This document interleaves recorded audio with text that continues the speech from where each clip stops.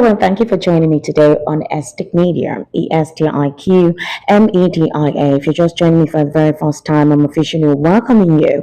Right here on Estic Media, we get to give you top trending issues across the entire country. Yes, we do not just sideline it to only political issues. Every aspect of human existence is what we talk about here. So let me give you tips on what is actually trending or what has been trending over the weekend.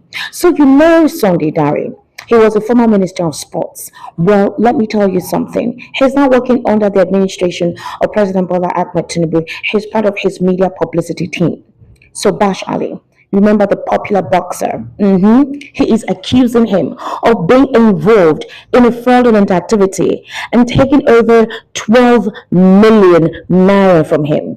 In fact, it was quite a lot. So this is what he's saying. You know that Bashali was Nigeria's boxing champion and Guinness World Record hopeful.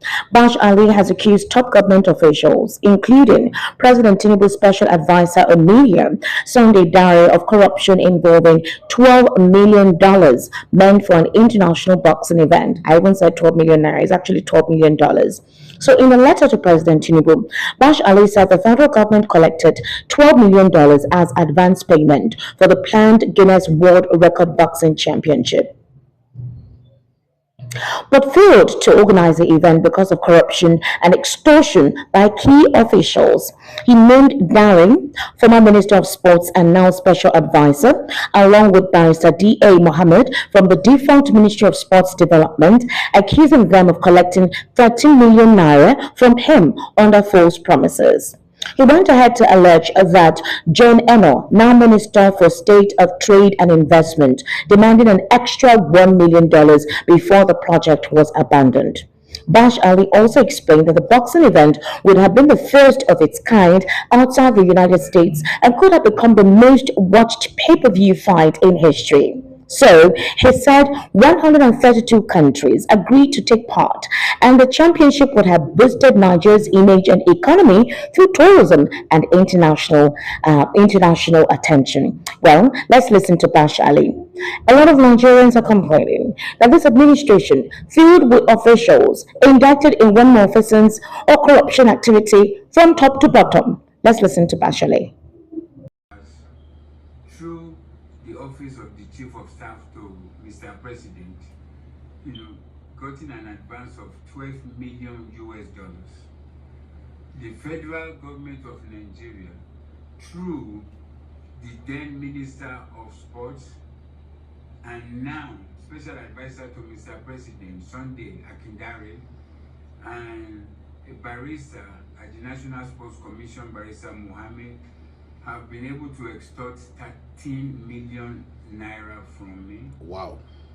And then, the current Minister of Trade and Investment, John Eno, tried to extort 1 million, but it was not successful. Hi. Since then, nothing has happened with this historic fight. The fight is on hold. Bash Ali. So hang in there, it's not finished. Now you know the president's son, Seyi Tinubu. He's the one we're talking about now. So last 2 or 3 months ago, we just started seeing some media reports circulating on social media, testing the water to see how Lagosians would actually accommodate or accept the idea of the president's son becoming the governor of Lagos State after Sanwo-Olu's tenure expires in 2027. A lot of Lagosians were saying, excuse me, what is the meaning of this? And some APC supporters say, okay, why not? The father did well when he was the governor of Lagos State, so it's not bad if the son comes in. His friends are also showing support and touting it, and even putting on some flyers, testing the waters, seeing how Nigerians will react, or if Lagosians will react. And if the accommodation or receptibility of that particular nation is welcome, then there's a tendency that indeed Seyi Tinubu may be a candidate representing the APC as a governorship flag bearer for 2027. Well, that is not the only thing that is being talked about. So, ahead of the July 12, 2025 local government elections, concerned residents of Lagos State have raised the alarm over what they termed as undue interference of President Bola Tinubu's son Seyi into the electoral process. Some leaders of the ruling APC also voiced their concerns, noting that if Sheyi's excesses are not urgently tamed, the party is not only capable of losing the elections to the opposition, but it might negatively impact the party's chances in the 2027 elections in the state. Are they just realizing that? So, a resident of Agigi, Shegun Urion, alleged that Sheyi Tinubu has started the process of installing his stooges in the 20 local governments and 37 LCDAs against popular aspirants who are capable of bringing dividends of democracy and development at the grassroots. He says, and I quote, I can tell you that Sheyi has standby candidates across the local governments. This is aimed towards having a soft landing when he is ready to contest for the governorship seat in the state. He has started spending money which those already on the queue for several years cannot spend. Aside this money, the fact that his president's son has given him the free hand as the leaders across the councils have become helpless. In other words, the allegations that Shea is placing stooges across the 20 local governments in Lagos State and 37 LCDAs. This is to prepare the ground for his successive win in 2027 when he officially discloses his intent to run as governor of Lagos State. So, what do we say about that? Well, I'll leave that to you, right? Okay, now move on to Rivers. You know Tom Polo. Uh-huh. Tom Polo has said that please, you guys, let the president rule for 8 years. The North has done theirs. It's time for the Southwest. And that we should all show support to the president, that he is a good man. His policies will work. He has a lot of huge plans for Nigerians.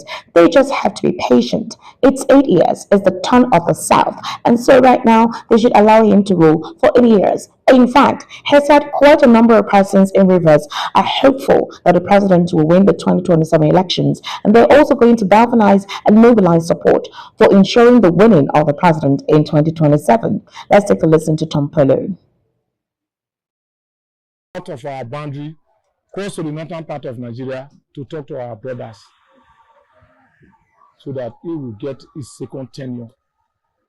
Tinubu is a good person. He has the experience to do everything to carry this country to the higher level. I am traveling across all the northern states to appeal to them. Buhari spent 8 years now, so we don't want anybody to cause any problem. Let Tinubu have his own 8 years too, and then we look for another person to come in. There is no need for anybody to say, no, we have the monopoly of power. No. We must allow Tinubu to rule his 8 years, which will appeal to everybody. And by the grace of God, everybody will support us. Now, that is not the only endorsement. So, guess what? The APC and the presidency has decided to respond to the wave of defections to the ruling All Progressives Congress. In defense of them, they're saying that the influx of political figures into the All Progressives Congress to the presidents is because of the president's effective leadership. Now, the presidential aides claim that Tinubu's leadership has stabilized the party and positioned it as the safest political shelter ahead of the 2027 general elections. The senior special assistant to the president on media and publicity, Temitope Ajayi, in an interview with The Punch on Saturday, said, he, that is the president, is not masterminding anybody to leave their party. He has made the party attractive to others who are willing to join. What he has done is make the right decisions, even though tough, some of them painfully initially. Interesting, isn't it? Meanwhile, insecurity continues to take over the country. Very, very recently, a development actually occurred. It was quite actually depressing to note.